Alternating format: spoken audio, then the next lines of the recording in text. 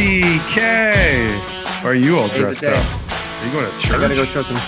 Yeah, I'm gonna go, but I gotta go to show some condos afterwards. Condos? Yeah, I don't how know does that about. sound? You got a buyer for condos? Yeah, I think it's a good time to buy condos right now. Investor?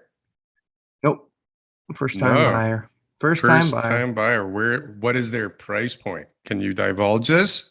Yeah, like the lower price points, probably 550. It's like a bachelor or one bedroom. Where can you get Downtown, that? downtown, no parking. Bachelor, downtown, no parking, 375 square feet. No, close to like 500, just under, just over. Wow. And that's raring and ready to go. That's something that's built already. Yeah, of course. Yeah. Mm. So that's good. Is there lots of choices out there? You got lots of Yeah, lots of. like last weekend I picked like the best of the best, and now I'm doing it again this weekend. We're in freeholds. You go out and you look at one house at a time. It's like, all right, there's a house. Drop your whole life. We need to go look at it, because there's nothing. Condos, it's like, oh, you know what? Sunday at 2, whatever ones we can get to see at that time, we'll go. Right. In a So, certain pocket or like wherever, as long as it's downtown. we're eliminating pockets right now. So we're looking at the mall, and then we're saying, oh, that's not gonna work. That's not gonna work. So Got it. yeah, just the process, but different market. I was actually having a conversation with a few people recently, agents, and I was letting them know like what an opportunity it is right now to buy in the condo market. Like the freehold market's not going to be rising up another 20 or 30% in the next few years. That's very unlikely, regardless of what happens with the economy and interest rates and everything else like that. But all these pre-construction condos are being sold at 14, 15, $1,600 a square foot. What do you think those people are going to want for their condos when they sell, after they're built? They're going to want those prices at least. And right now you're buying at $1,000 a square foot downtown on average. So it's like you're going to have a 30 or 40% appreciation over the next 3, 4, 5 years, like almost guaranteed.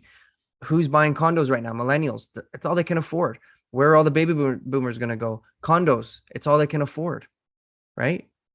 Newcomers, where do they go? Condos. Rentals.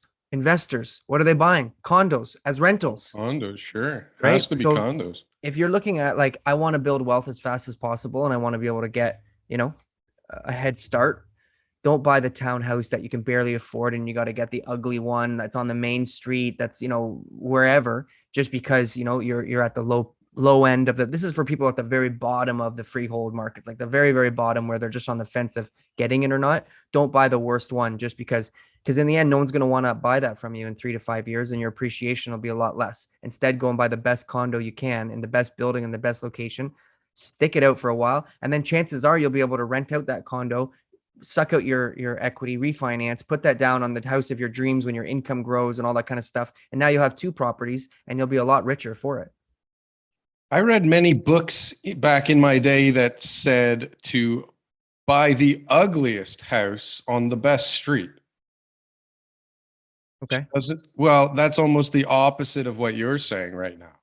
Well, Right? I'm not Don't saying buy that. that like worst low point. Don't get in there. I'm saying don't But buy what are you the, talking about? Are you talking about like better on a percentage basis, like on a return basis? yes. If you're trying, right? Okay.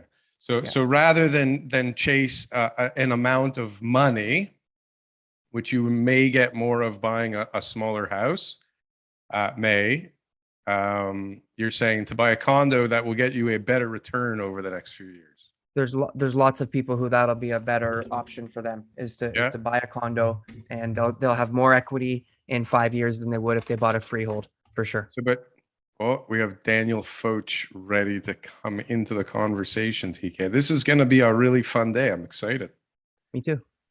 I'm going to be surrounded by wonderful realtors. And we have Daryl. Maybe, yeah. And all you guys get is me. What kind of deal What is a that? deal. It's What a horrible deal. Oh, and Yeah. Jordan, everybody's Good morning. diverging at the same time. Yep. Hello. Well, they're Can right you on hear time. us? It's 10 o'clock. Right on time. Look at these guys. Can you hear us? Mhm. Oh, He's yeah. in. Can you hear me? We can hear Yeah. you. We're live already. How you doing? No complaints. Good Good. morning. Thanks for joining I'm us gonna this go morning. close it. Oh, there he goes. We got lots. We got lots to Okay. talk about. We'll edit this out. Okay. So agreed, right, Daryl? About there are people. I'm not saying that's for everybody. I'm just saying that there are people who Oh. will make a poor decision overpaying for a townhouse where they should have just bought a condo. Sure. I would take that townhouse if it needed a ton of work and I could put money into it and then sell it in a few years and it'd be like a really nice house that was cheap. But who Maybe, knows? maybe. for you. I don't know if I could do that. But All that's right. where my head goes. Well, these guys. let's start the show here, Daryl. Let's start talking about our opinions of what you and I should do. And That's- let's give people what they want to hear from the experts. So we got Okay. Daniel Foch today from the Foch Family Real Estate Group. He's a realtor in York Region, and Jordan Skrinko from Precon, specializing in pre-construction condos in Toronto. Both been our guests before on the show, so check out those episodes. And today we're going to talk all about real estate. How are you guys? Good. I think you called me an expert. I would call Jordan certainly an expert. I don't know if I figured that one out yet, but yeah. Well, you're good. experts in your fields. His mic looks way more like he's an expert than you at the moment. That is a very expert must- microphone. Yeah, That is a for sure. very expert microphone. But he needs them for 100%. those expert YouTube videos. Have you seen the top 10 worst condos in Toronto recently? No, I haven't seen that one yet, actually. That was great. Is ice number one? You're still on mute, Jordan. Oh, we You can't just- hear you, You bro. just lost your expert status there. Oh, downgraded instantly. That's not nice. Oh, yeah. Sorry. The Now 10, you're back. 10 worst Back there. condos wasn't me. Wasn't you? No, that was Tom's story, I think. Oh, it was Tom's story. Yeah. Sorry. So you got the wrong guy. Should I call got Tom? the wrong We guy. can get him on the show. Listen, let's pick this up next weekend. Can all right? I, how do you end this call with him? Do I press here? Yeah. So That's what are you guys funny. seeing out Alright. there? What's going on? Is Yeah. real estate still a thing? Are people still interested in real estate or what? Yeah, it's doing well. I think Given a it- little bit of tightening in the York region. I feel like every once in a while you kind of see these like little mini cycles where there's a bit of buyer exhaustion, and then I think it just runs again once people adapt to the fact that, like you need a big lump of buyers to capitulate en masse, and then when they do, they all just get back into the market and it seems to like run again. So I think it just seems like that's how we're going. It's like this little step up slowly, right? Yeah. York Region's hot. Yeah. Yeah, Definitely. pre-construction's hot as well. So, I mean, standing inventory at pre-construction projects is moving right now, moving very quickly. And new launches are doing really well as well. There was like a moment where I felt like I was inundated with new launches all over the place, and then it just stopped, like Mhm. nothing. Like I must have got, I don't know, 20 new launches in the last month, and then it died. What happened? I think a lot of people trying to, I mean, we delayed a lot of launches, obviously, last year. A lot of builders just held off, played the wait and see game. We saw less new units come to market. And then this year, a couple of developers take their chance. They launch, they do well. Other developers are watching, obviously. And they go, now's our chance. And obviously people want to launch before year end, right? Nobody wants to launch in December when people have their mind on the holidays rather than on worksheets. So you got to try to get it in before the end of the year, right?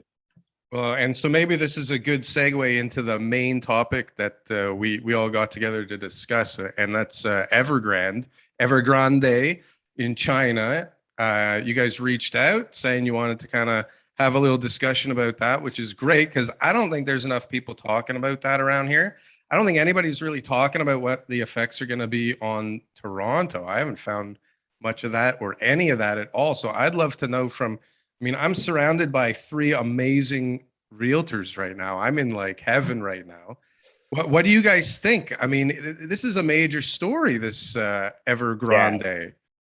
Yeah, I think they don't want it to be a major story because like in Canadian real estate, we're still sort of pretending as though like FDI doesn't drive the market. And Jordan might be able to elaborate on how much of an impact it has on the pre-con side. But like the only people that are really, in my opinion, overpaying in the market are FDI. And it makes sense, right? Foreign direct investment. It makes sense because they're not familiar with the local micro, so that, you know, they don't have the context of what an extra 2 to 5 to 10% might be on price. I've seen so many different stats on how big of a portion investment from China, investment from Iran, investment from Russia plays within our market. So I think that the lack of transparency and clarity on what that data is gives us a difficulty in understanding the magnitude of it. And I think that's what the government probably wants, because they're a little bit under fire for sort of, you know, pawning off that housing or creating this housing Ponzi scheme with foreign direct investment and sacrificing affordable housing in the, you know, to accomplish that, I suppose. Yeah, I We think can I all think the lack retire of rich. the lack of Yeah. clarity on the data is huge to me. We really don't know. Like on the pre-construction side, I can tell you that a lot of the developers I speak to, and obviously our website ranks very, very well in Google, so we get a fair amount of foreign buyer inquiries. But in terms of our buyer pool, like 98% of our business is domestic. And when you talk to developers, like I was just talking to one the other day about an 800 unit project, and of the 800 units, maybe 4 or 5 are true foreign purchasers. The question is then how much of the capital is flowing from places like China and just being invested through someone who has a PR? Because it's very hard to track something like that, obviously, right? That's how a lot of capital gets out of China, is boots on the ground. So it's very difficult to like, recently foreign wealth is a whole other story than foreign buyers. And obviously, like with you know, with the zero COVID policy, like nobody in, nobody out, the question becomes like, when borders open up a little bit more, it gets a little bit easier to invest, you know, in Canada, Australia, wherever else, you know, wealthy Chinese people invest. Are we going to see an uptick in that capital flow? I would imagine so. But I'm not really a big macro guy. Like as far as Evergrande, like they've missed what, three bond payments now? No, Yeah, they they- just made their bond payment like yesterday, I think it is. Okay. Yeah. One of them. Yeah, Well, okay. the one that was in default, they just made. Here, I'm going to put it up on the screen here. One second. Yeah. So But I guess the I big- think what's going on here though is like, first of all, let's back up a little bit, because what it's being compared to, this whole situation, is like Lehman Brothers. Okay. right. So tell me, guys, where were you guys? What were you doing? How old were you in 2007, 8, 9, when all hell was breaking loose because of this Lehman Brothers thing? I was tail end of high school.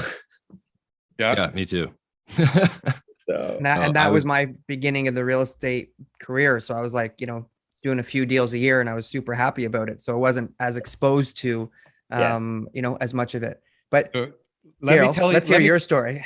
Let me tell you though, because it's Yeah. I guarantee you, we all have a very different perspective on what's going on right now and its potential impact. Because I held 2 really expensive properties that I had redeveloped at Leslie and Lawrence. Okay, like big, went way in over my head. I barely had any capital in the deals, and the market true went upside patriot. down.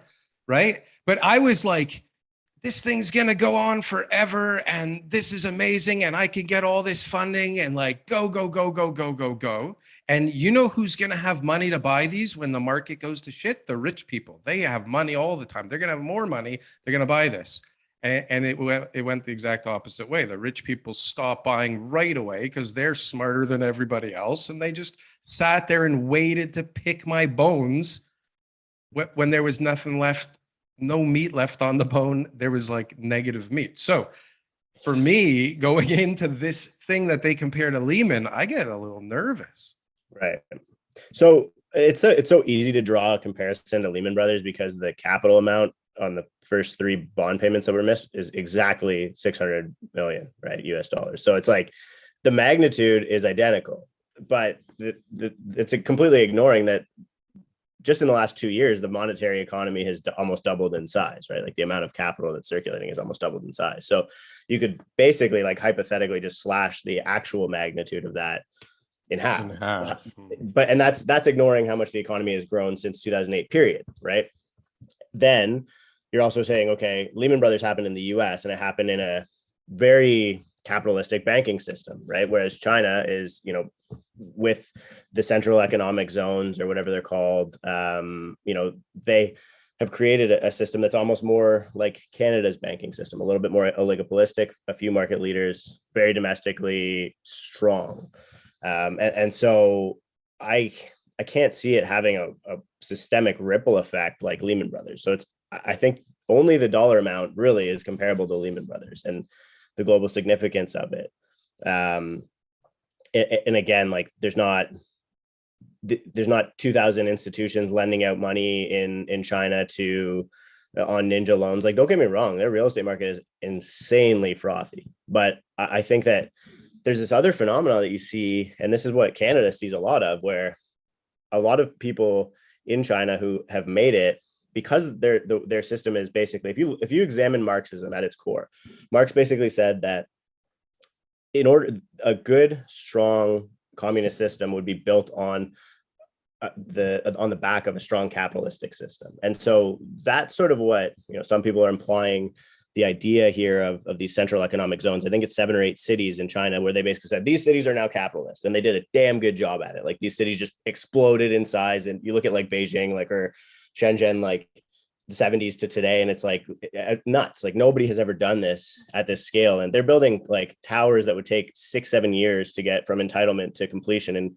in Canada, they're doing it in like 2-3 months. Like they just have blown everybody out of the water and how quickly they can produce. So it's like they can produce faster than people can fill the units. Right. Yeah. And so I think that, again, like you're experiencing this unprecedented growth. It's going to correct at some point. I don't know, like, and nobody really knows, because nobody knows whether or not they're like, we didn't even know at the beginning of this, I'm thinking even like pre-COVID, they're getting caught like falsifying GDP numbers and stuff like that. So it's like, it's everybody's like, oh, it's they're counterfeiting everything in China, fake Nikes, whatever. It's like they're even doing it with their GDP numbers. So it's tough to really understand, right? Over here, I think it's you have to wonder whether it's going to either cause a change in the way that Chinese individuals think about real estate globally, period, or it's going to cause. So that's like probably the bear case, and then. Or it could cause a flight to quality into Canadian real estate, which we've seen, right? We saw that when the Hong Kong stuff started. We've seen it for the past, and that's sort of how I started this rambling, was that you're starting to see wealthy Chinese individuals who are afraid that the state might say, "Oh, this business is nice, we like this, can we have that?"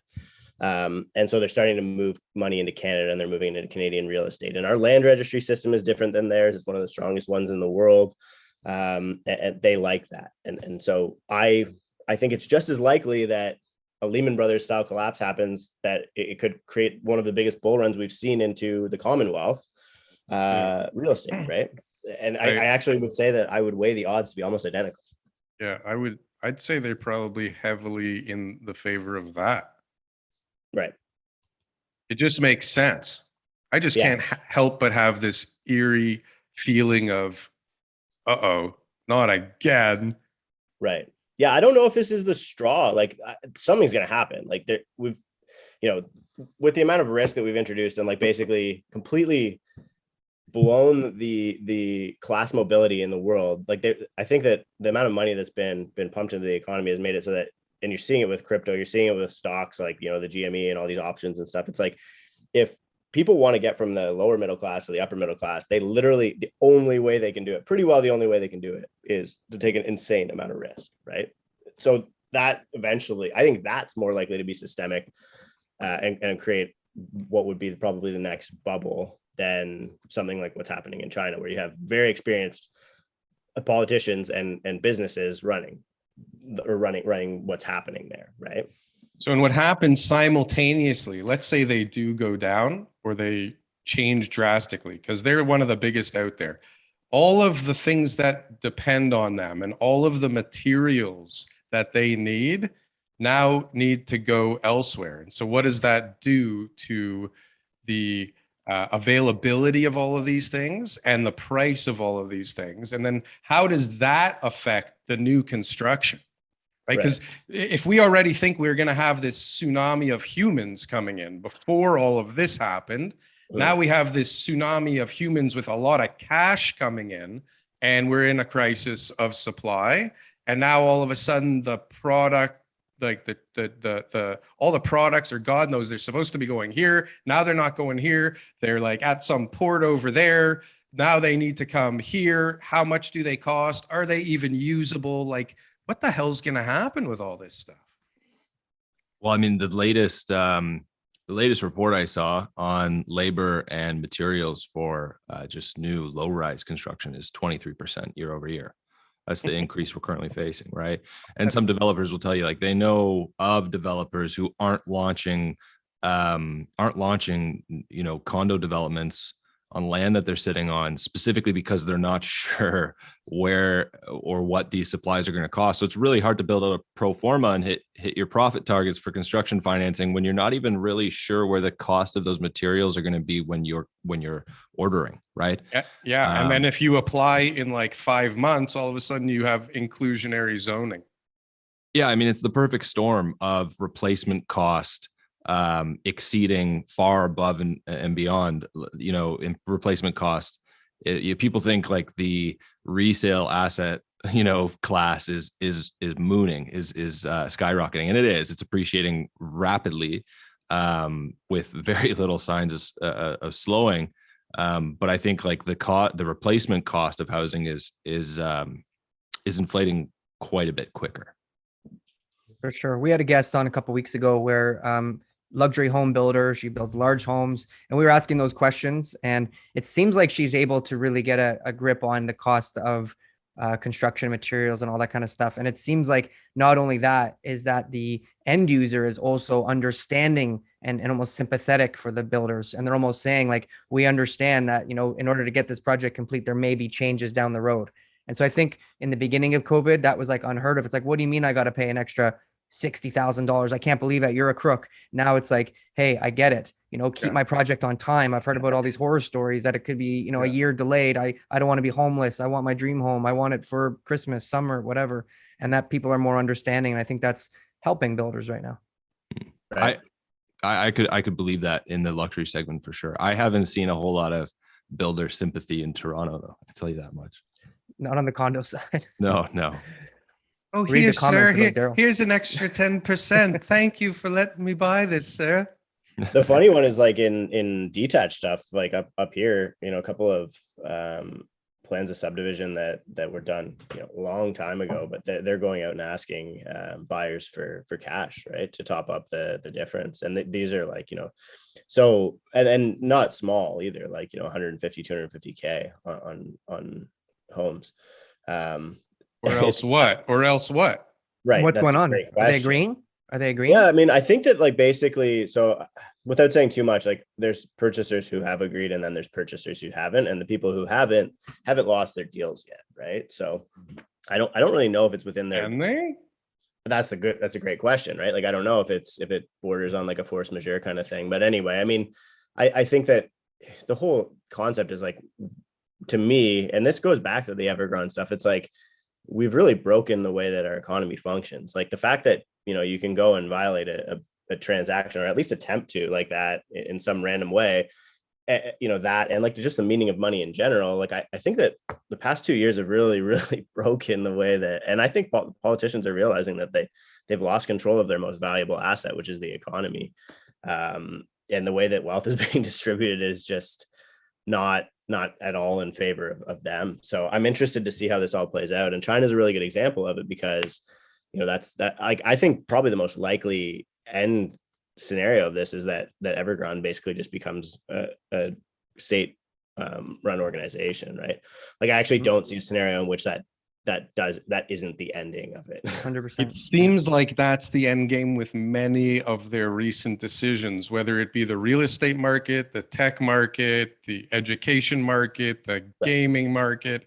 They are looking to, I think, chop the legs out from under the powerful, wealthy upper class that's been created from this capital environment that they created. They're like, thank you for bringing us here, but we'll take over from here. Thank you. Right. And that's common, and that's like with the experience of a lot of foreign investors that I have that are bringing capital over from China. That's the sentiment that I hear. It's that they want their money out of the country, or at least a portion of it, where it can't be taken from them. And if it's tied to a hard asset like Canadian land or whatever it is, it gives you the understanding, right?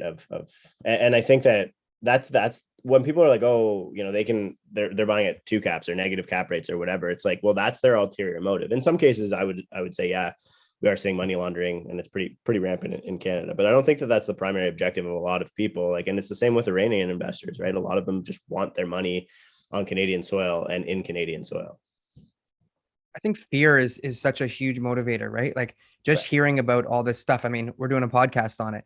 People taking their money out, just afraid that their investments are going to be taken from the government. That takes a lot of money out of China, especially Hong Kong, right? With how everything was working. Lehman Brothers, everyone was afraid because of, they're hearing this global financial crisis. It's like, now's not the time to buy. And I think that that's going to be the catalyst for the next major change, is that there's just going to be a ton of fear. Go back to April 21st, 2017. They announced the foreign buyers tax, and then, the stress test was implemented, and that the B20 measures came out. And it was just like, really, it didn't affect the average buyer whatsoever. And all of a sudden, everyone just went dark in one day.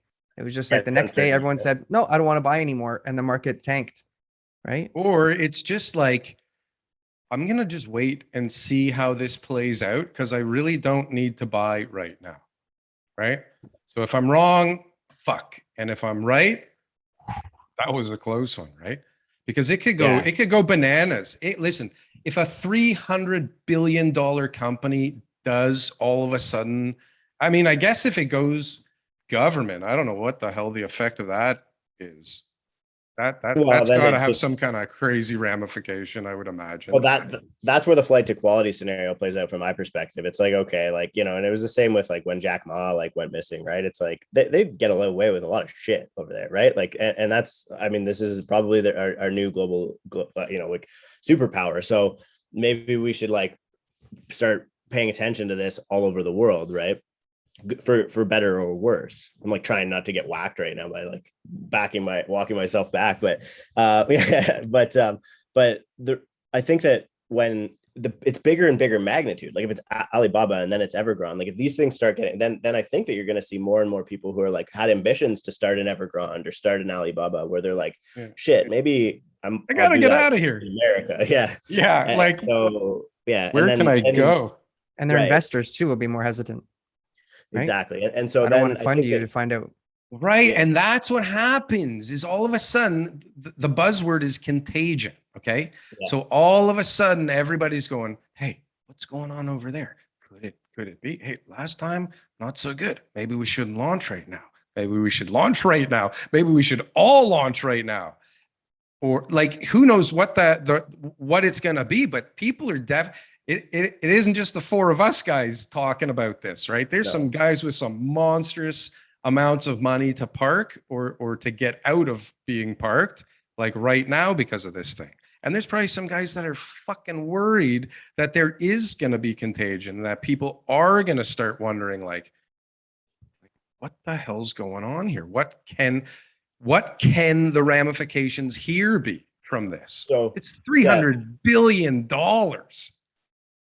Yeah, so if you're imagining that the American empire still maybe has control over the world, which I don't really know, and I'm not super well versed in the geopolitical, but I think that it serves them to watch this collapse, right? I think that if shit gets ugly, and if all of the wealthy individuals maybe have a distrust for the CCP or whatever, and start moving capital out of China, and you do see this massive fear-based thing. I mean, one, they can blame the next global financial collapse on China, which I think everybody's really been wanting to do, or at least there's some element of that there. And then 2 would be, that capital starts flowing out and going to other places, right? And then 3 would be that they're on the ground and you can kick them while they're down or whatever, right? So I don't know if there's like outside of China, I don't think there's a huge incentive to stop things from happening, because like supply chain, like everything, reliance on Chinese goods, like these things are already completely butchered as a result of COVID anyway. I think Christmas is probably going to show us that, Yeah. right? Yeah.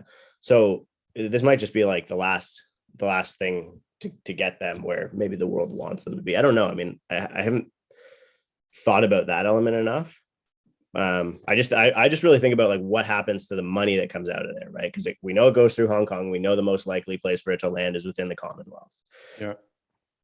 So I was thinking this morning, like, is this just an event that has to happen in a maturing real estate market? Like, has Toronto had our Evergrande moment in the Right. past, or do we have it coming?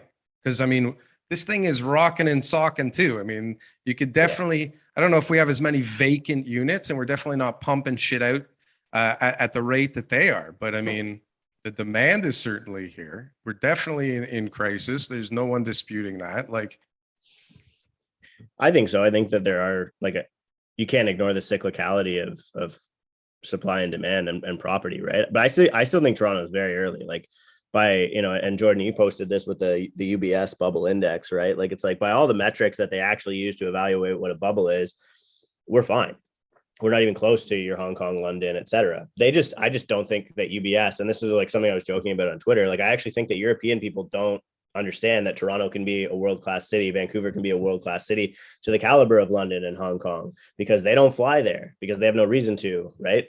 So to me, it's like UBS, I mean, they've been wrong. Like I think we were the number one bubble in 2017, which was post non-resident speculation tax, like after GTA values had come off 30%, and they call this the number one bubble, right? So aren't we the number one bubble still? Like, don't. I think we're number 2 now, right? Oh, So, maybe Now, number yeah. 2. But who Okay. made UBS the decider, right? Like who gave them the Yeah. power to say, hey, you're going to They- decide which exactly, right? So, but hold on a sec. So was Crestford our Evergrande moment, or I don't think we'll is- have something of that scale. Like I think that you would just see like a US, like our banking system is too strong and too globally significant. And the banks don't want the houses. So you won't ever see a fire sale scenario.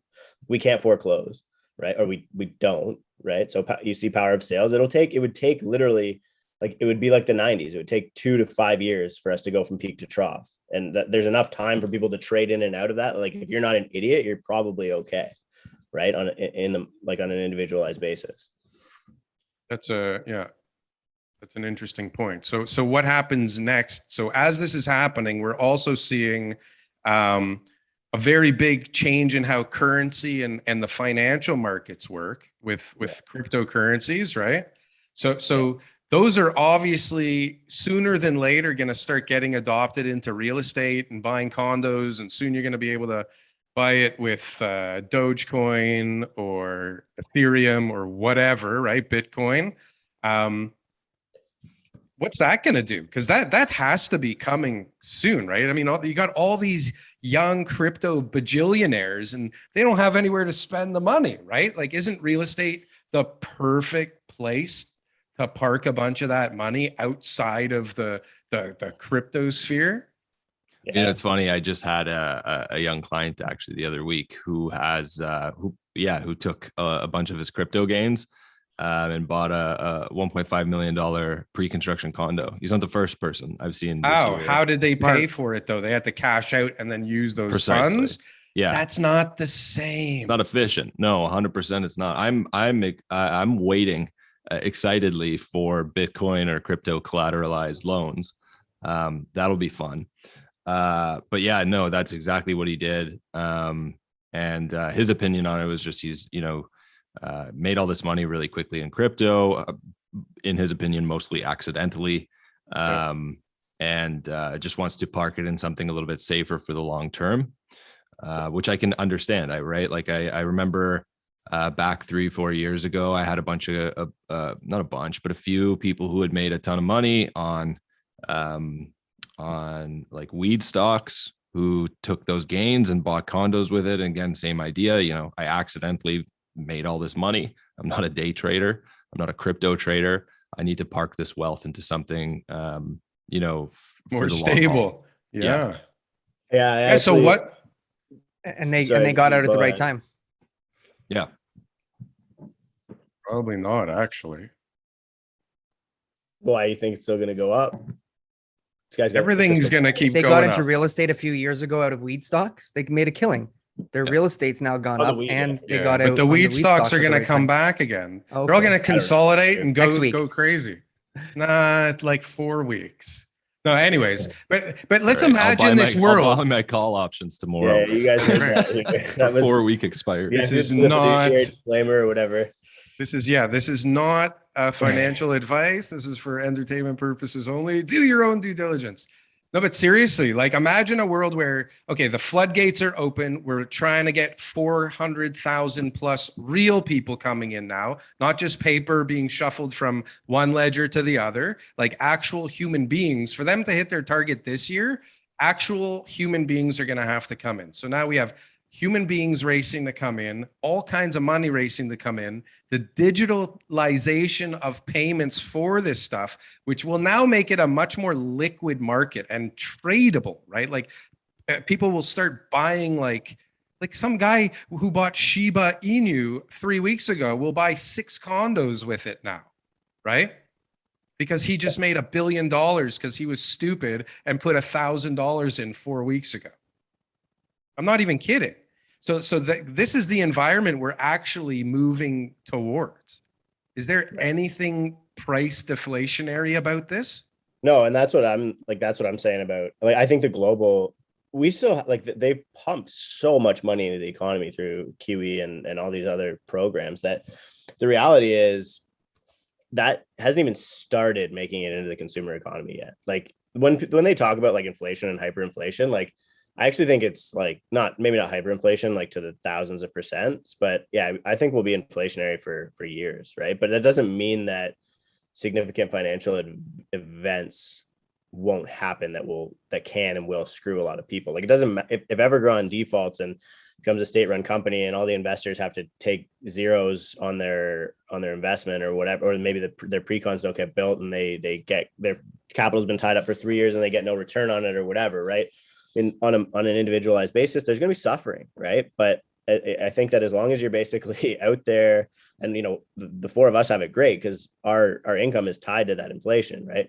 So as long as you're out there making money and converting it to assets as efficiently as humanly possible, I think you're okay. It's when you start getting into crazy, stupid shit like Shiba Inu and stuff like that, where people really, I mean, some people do great, but it's like trying to make it to the NHL. Like every Canadian kid thought they were going to do it in grade 2, and how many do you know that did it? Right.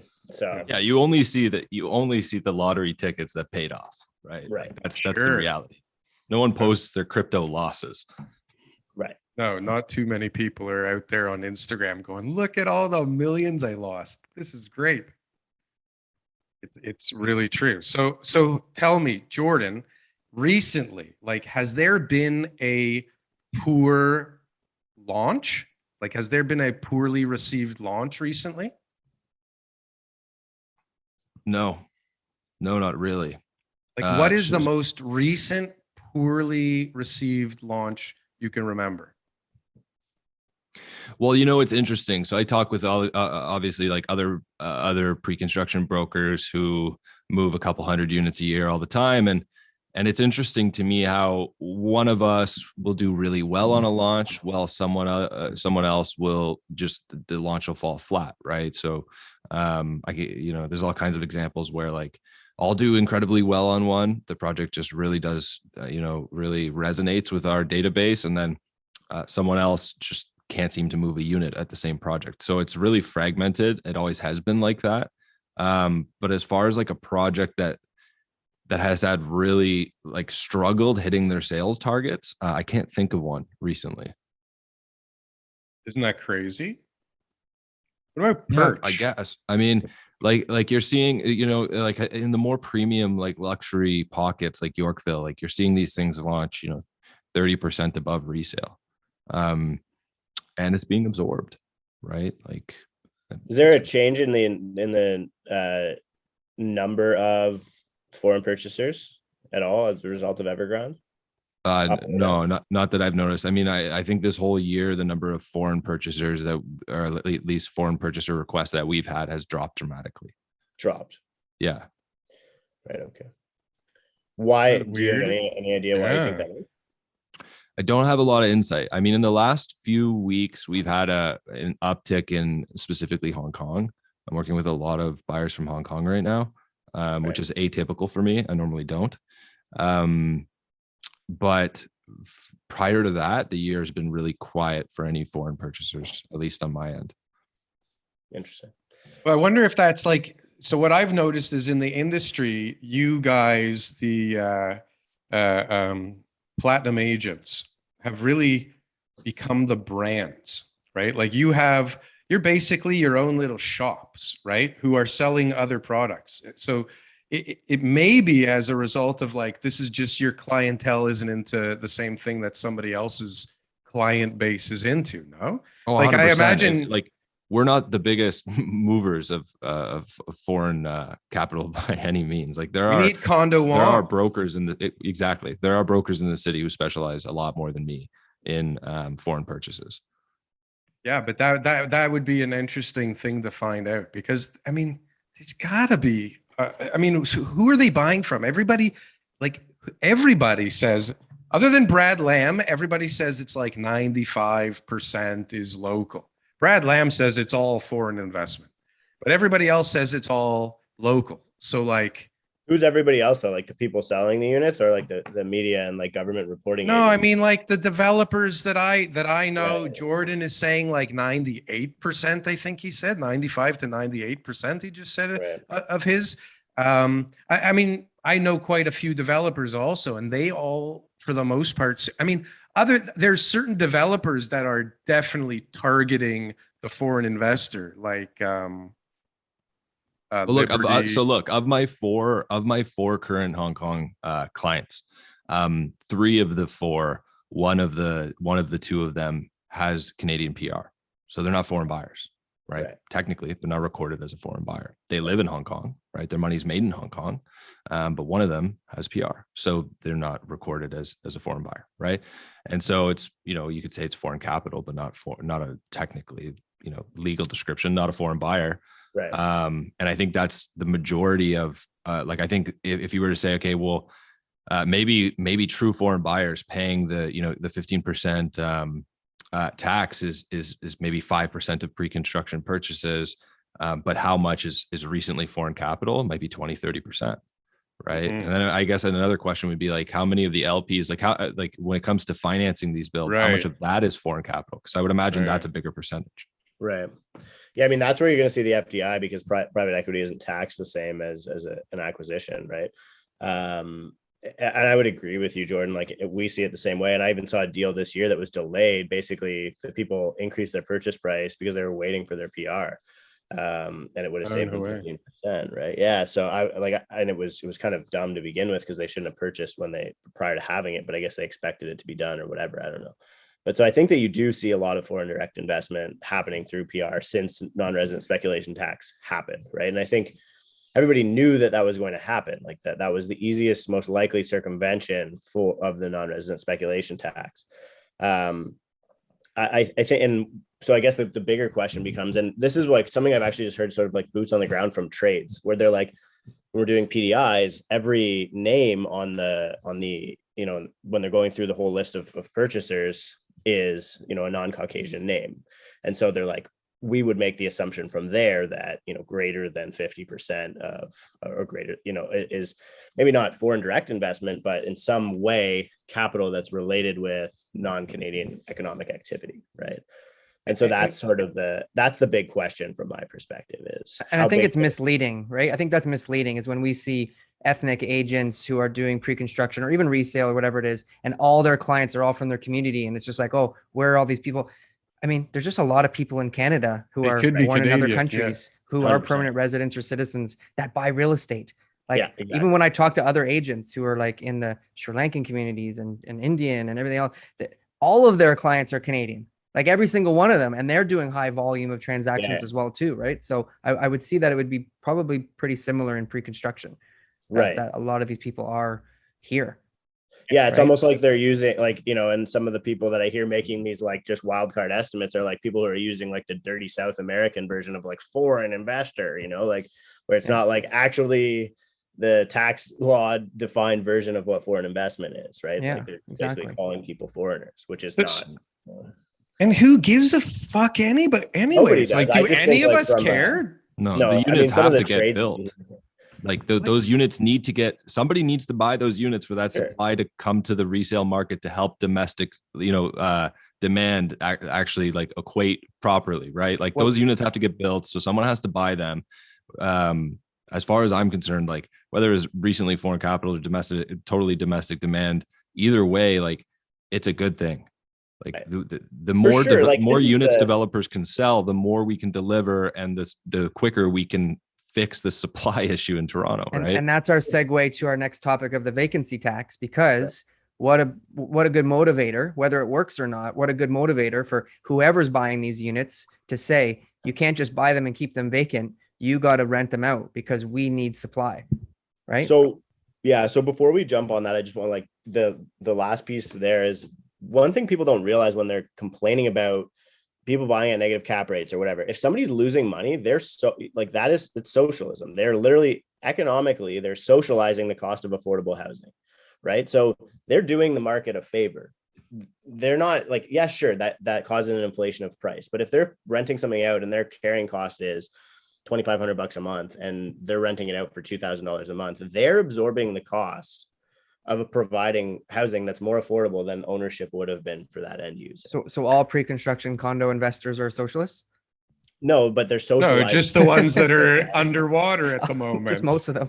Well, you're Yeah. basically just pawning off Negative. the cost of the government's inability to properly develop affordable housing. You're pawning that off on the economy, and it's And been it- working for years. Well, but Yeah, and it's work. We you've need got them. the We government. need those people.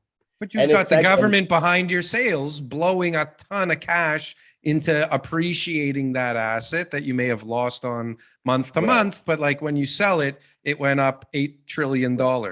And the We system need those works. retail investors just as much as we need the capitalistic ones. For sure. Right? We need them both equally. Otherwise, the market's just full of people trying to make money and people get pushed out. And right now, so what's happening in New Brunswick is all these guys who have now bought these properties in New Brunswick who thought, oh, I'm going to go there. Rents have doubled. Prices are up a little bit, but I'm going to do so well. They're getting vacant. I have a bunch of investors that I talk. They're all getting vacancies within 3 months. They're having a hard time managing, hard time finding repairs. They're having people steal things. They're having so much stuff because the people who are paying these rents are not happy. They're like, screw you, Mr. Ontario investor who's living somewhere else.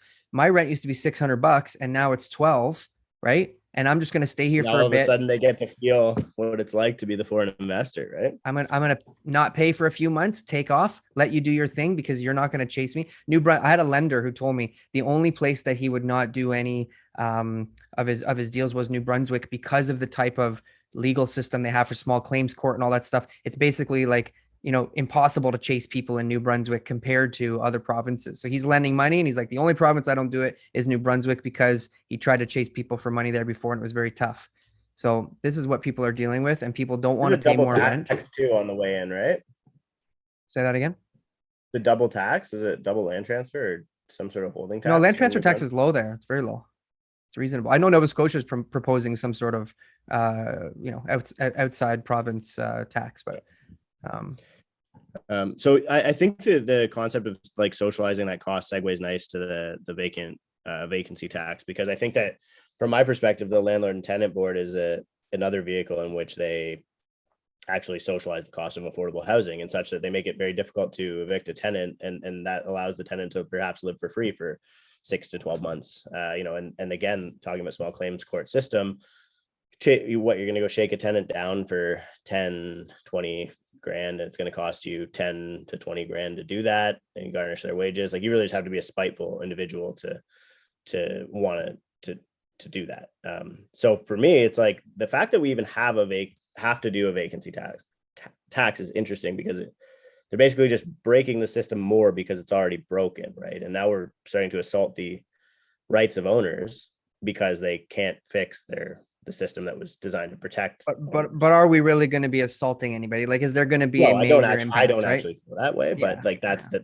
that's the concept here, right? The concept behind it. Yeah. I think they don't want to collect any revenue. They just want to be able to say, hey, don't leave your units vacant, put them into the inventory, either sell it or not. But here's a whole bunch of exemptions which will allow you to keep it vacant, which most people that I know with a vacant house fall under one of those exemptions. It's amazing Yeah, too. I don't know really- people who just buy houses and leave them empty for no reason. I mean, that's You not have my to- clientele. You have to state that it's empty. So, I mean, seems to me right at the beginning of this, there is a potential issue. Right? No, I the mean, honor system is very reliable. Yeah, it's worked Right. so well Right? for Airbnbs. Yeah. It's so like to me, this is the timing was impeccable, right? Like it's right before inclusionary zoning comes out. Like these are the people they wanted to look like they champion some sort of affordable housing thing, and it's the low hanging fruit. It's like what can we do? What bill can we pass that actually accomplishes absolutely nothing, Mhm. that looks like we tried to do something? And that's and what, you know, yeah. That's what we Like- keep saying is it's like, it's to just make an enemy. It's like a smoke screen. It's like, right? For It's sure. like, hey, look, those goddamn foreigners fucking up the whole market. Now our kids can't fucking buy a house. We're gonna have to go into our savings and buy them a fucking house like everybody else down the street, or our kids won't have what everybody else has because of the damn foreigners. right. But that's the It's also like, look, the few people who maybe do buy a condo and leave it vacant on purpose, like they're absorbing 4% a year anyways, right? So by not renting it, like the average yield on a condo is like 3.54% purchase price annually. So you're taxing yourself. In fact, by leaving it vacant, you're taxing yourself 4% a year. Is assuming the honor system works and people state the unit's vacant, is 1% going to change that Right. individual's mind who's already absorbing a 4% loss per Yeah, annum? Of course not. they're right. targeting the irrational consumers. It's like, Yeah. So let's take the dumb. people who don't give a shit about the economics of a deal and figure out a way to make the economics worse. Yeah, let's just steal a Yeah. little more from those guys. It'll be easy, Right. right? Yeah. Because who's gonna? Yeah, that's just free money. Right. Hmm. Yeah. So I far, it think- hasn't I think worked. it- There's yeah. there's no evidence in any Vancouver, UK, France, Melbourne. I think Free Ottawa's money got for the one coming government. up. Ottawa's free got money. one starting next year. Nobody's ever been able to say like vacancy taxes created more supply in our cities or provinces or countries. It's never worked once. All they've done is actually increase the tax. So they'll introduce it at X rate, and after a year it doesn't work. So they like double, triple, 5X the rate. And that just shows that it wasn't working at the lower rate. So they try to make more incentive and it still doesn't work. So we're just Yeah, heading it's down because- that road. It's the same thing these- as like DCs to me, right? Like they increase DCs and they're like, oh, all this money is going to go to creating affordable housing. And then a couple years later, they're like, oh yeah, inclusionary zoning. Now this is going to go towards creating affordable housing. It's like, but what about the other shit? Like, what about all that money that you Where's guys? all that just money? spent? Yeah, like where'd that all go? Right? I want to see the Oh, spreadsheet. it on went to that. write this. It went bill. to Greenwin. Yeah. It went to Greenwin to The build a bunch of administrative costs to affordable be able housing. to, put it all So- together. Yeah, I mean, it's Yeah. just like, we're in this vicious cycle of people that, politicians like, and it's the same thing with the Airbnbs, right? It's like, okay, registry has to be a primary residence, all of this stuff. First of all, who's policing it? Like journalists are doing a better job policing this shit than the government, right? By checking a registry and then checking to see if stuff on Airbnb is in the same location, right? Because like there's like they and then they're like, oh yeah, a bunch of if you look at the Airbnb listings, they're all declining. Well, there was a global pandemic between then and now, right? So maybe that had something to do with the fact that Airbnbs were exiting the market and going to the long-term rental stock. So like I to me it's virtue signaling on the government's part to keep some people happy, to say, hey, we tried our best to get some more housing stock here. It didn't work. Let's keep blaming it on somebody else, but we tried, right? So we assume that they all have a reason for their decisions, right? So like what outcome are we heading towards? Like what the hell if we're saying that we're trying to get more housing supply on, and we keep making decisions that Yeah. like the dumbest people in the city can figure out won't help, like Right. what are the decisions being based on?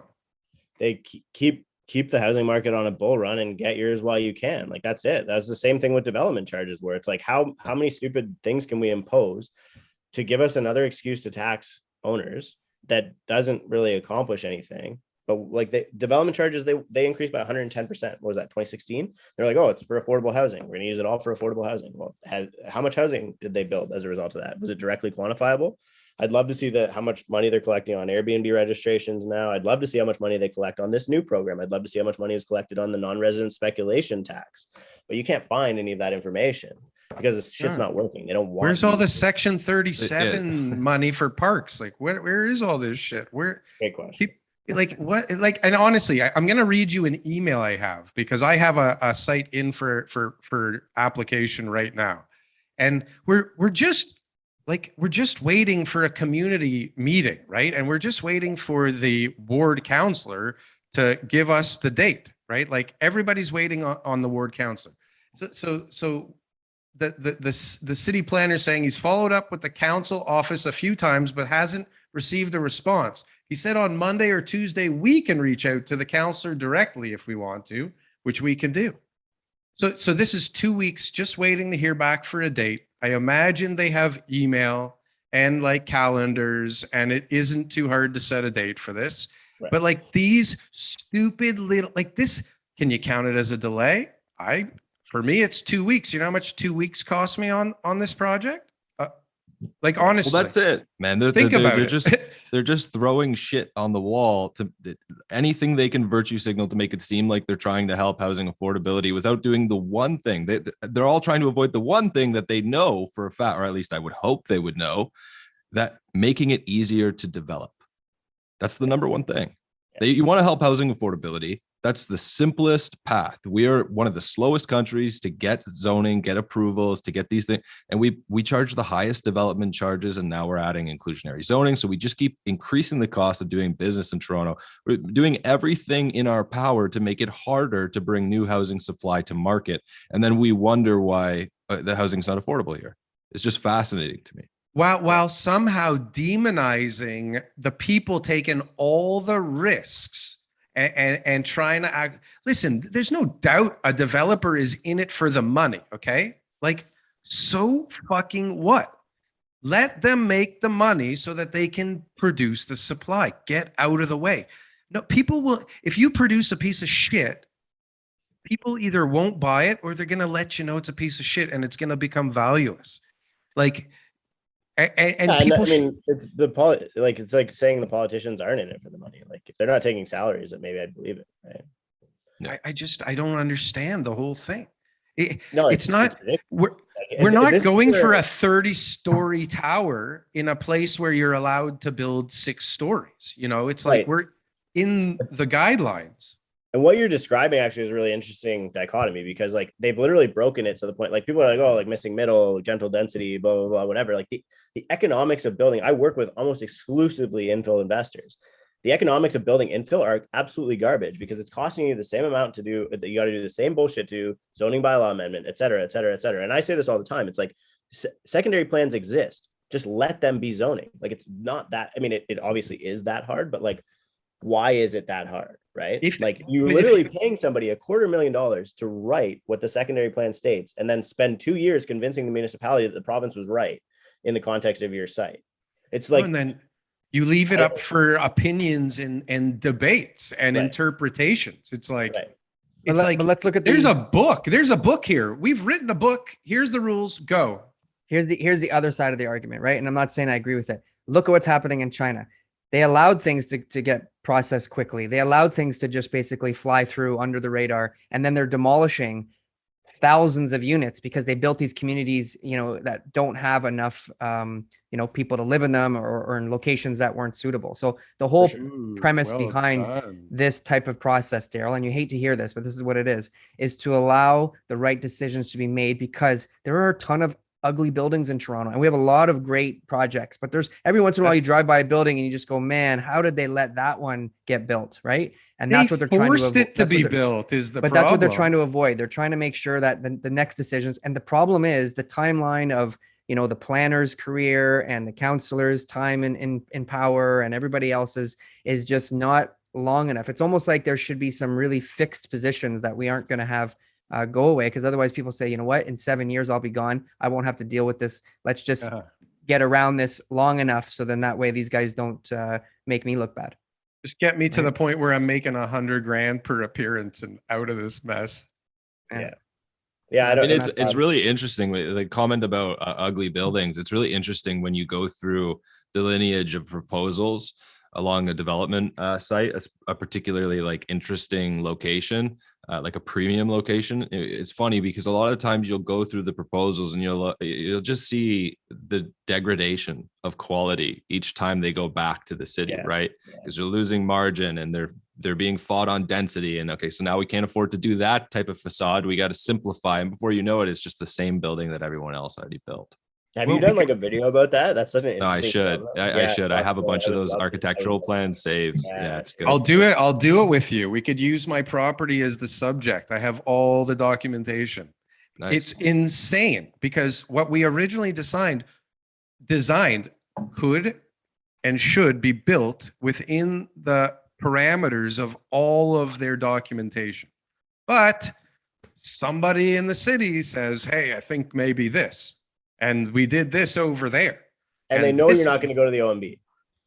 Oh, fuck. You're not, if you're paying a lot of interest at the beginning, like you're paying more later if you just let it Right. drag on 3 years. Well, that's the thing, man. I mean, it only makes sense to go to the OMB if you're in a large scale project, right? And even if they're wrong, it's like, what recourse do you have to tell them that they're wrong? You have to go to the OMB, and then the province will all probably rule with you. But then you spend another $250,000, and now your project's underwater, right? $250,000. You're Right. spending $250,000 on consulting fees if you're lucky, Right. but yeah. then you have to add interest for how many Yeah, more capital years? costs, for sure. No, I Okay. agree. Like it's crazy. And some of these projects, I mean, mine's a tiny little project and I'm paying so much interest, it makes my ears bleed just thinking about it. So some of these projects like are just shelling out ridiculous sums of money every month, waiting on an email from the counselor to set a meeting to get the process to the next point, where a bunch of ninnies have to give you their opinion. Right? Yeah. Oh, well, I don't know about that tree right there. That tree's, I think it should be a coniferous tree because Change that to a cherry tree. I went Planning to on having school kids. one day That's and yeah, I saw a blue jay and now I get 5 minutes in front of everybody on YouTube. it. I'm not even kidding. It's insane. Oh yeah, for sure. It's insane. It's Yeah. insane the stuff that they put in front of us. And I mean, we want to just build quick, right? And we have targets. And I don't think like the market won't let a developer get away with like you can't charge $1,900 a foot when everybody else is charging 15. It's Right. not going to happen. Right. So what's going to happen? Maybe depending on branding and blah, blah, blah, somebody could, but like the market won't do that. What's the whole, highest right? price per square foot project, or that's the most recent sold project, Jordan? I mean, 33 Yorkville seems to be doing quite well at 22, 21. What about Two. 50 Scholar though? That thing was at like $2,600 a foot. Yeah, different type It doesn't of product. I mean, sell. It doesn't you- sell, but it was at 2,600. I mean, 33 Yorkville is like it's your upper end of a commodity product, right? Like it's a very nice commodity Typical but product, it's not, great area. yeah, it's not a boutique luxury. Like it's not like 89 Avenue, right? With this like Wengel flair. It's just it's a really nice location and nice finishes, but it's not like this spectacular build. But it's selling really well at 2,200 a foot, right? 2,100. But it'll look like just like most of the other buildings that are being built. Like it's Yeah, not it'll going to be be a this 90 by iconic- 90 by Yeah. 90 square that goes up off of a podium that has some like weird shit around the balconies to make it We'll look. make that glass blue. Yeah, Yeah. let's It'll have a blue, let's just nice blue tint. Have you guys Put thought some- about changing the glass to blue? let's make it green and call it emerald. Yeah. Boom. No, they got rid of that Jade. one real quick. Yeah. What was it called? No, the one at Young and Was Shepherd. Emerald. Wasn't it Yeah, called but Emerald? That was the last green glass one I saw. I think. I don't know. There's one downtown. I think, right? It may be one of the last buildings with a little bit of detail in it that's different than the others. With its So little this- swoop. Today's show has been very informative. I think you Wow. guys have added a lot of content for our listeners, so we're really appreciative. We've had you both as guests before individually, but I think this is a great idea to have you both back again. Yeah, it's In just the fun future. format. Yeah, and you Those got next- like the great. city boy and the farm kid too. It's a nice little nice little contrast. the next Yeah. crisis that comes up, we'll be able to discuss it. And check out Daniel Foch, Foch Family Real Estate, Royal LePage, easy to find online. Jordan Skrinko, Precon, again, easy to find online, guys. Great resources for anybody looking to buy or sell in those markets. Daryl, Nice to see everybody. Thank you. Pleasure as always. Thank Thanks you. Thank you for the, teaching us something today, guys. The I invite. don't think we did Yeah, that. this was fun. yeah, big time. Thanks, guys. Enjoy your Sunday. You too. Have a Take good care, one. guys.